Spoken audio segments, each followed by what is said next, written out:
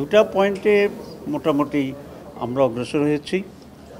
এর মাঝে হচ্ছে রাষ্ট্রপতি নির্বাচনের বিষয়টিতে যে ওপিনিয়নটা most of the parties agree করেছে, ইনক্লুডিং বাংলাদেশ জামাত ইসলামী, সেটা হচ্ছে যে upper house, lower house member এবং এটাকে কনস্টিটিউন্সিকে প্রেসিডেন্টের যে কনস্টিটিউন্সি মানে ইলেকট্রাল কলেজ সেটা আরেকটু এক্সটেন্ডেড করা।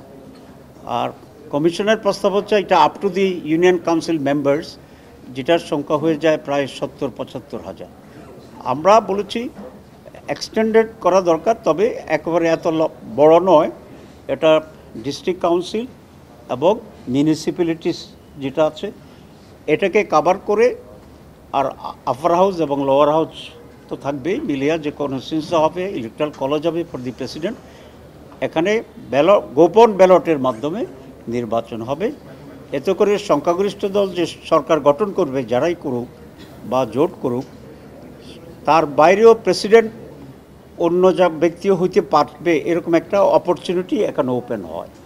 যদিও মেজরিটি দলের পক্ষ থেকে প্রেসিডেন্ট হওয়ার সম্ভাবনা বেশি থাকে, কিন্তু অল্টারনেটিভ হওয়ার একটা স্কোপ এবং অপরচুনিটি, দো ইট ইজ ভেরি ন্যারো, তারপরে এটা একটা প্রভিশন থাকে। সেই জন্য আমরা এটা এখানে বলেছি।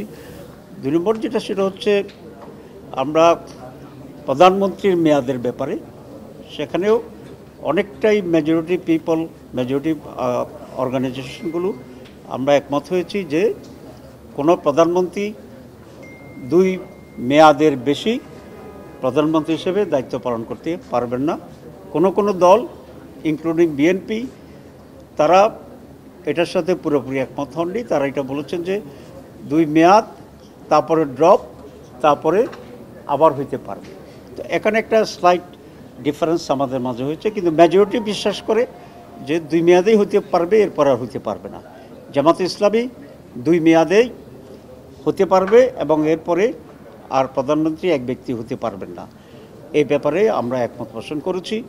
প্রধানমন্ত্রীকে ক্ষমতা নিয়ে অন্যান্য বিষয় নিয়ে আরও কিছু এজেন্ডা আছে, এটা আজকে আলোচনা হয়নি, দিয়েছিল এজেন্ডা আমাদের ভিতরে, কিন্তু সময় এটা কভার করেনি। আমরা এই 2টি অসমাপ্ত ইস্যুকে কালকে শেষ করে রোববারে যেটা শুরু হবে, পরবর্তী আলোচনাগুলো তখন ইনক্লুডেড হবে। ইনশাল্লাহ আমরা আমাদের মত দেব, আপনাদের সাথে আমরা কথা বলবো। সবাইকে ধন্যবাদ।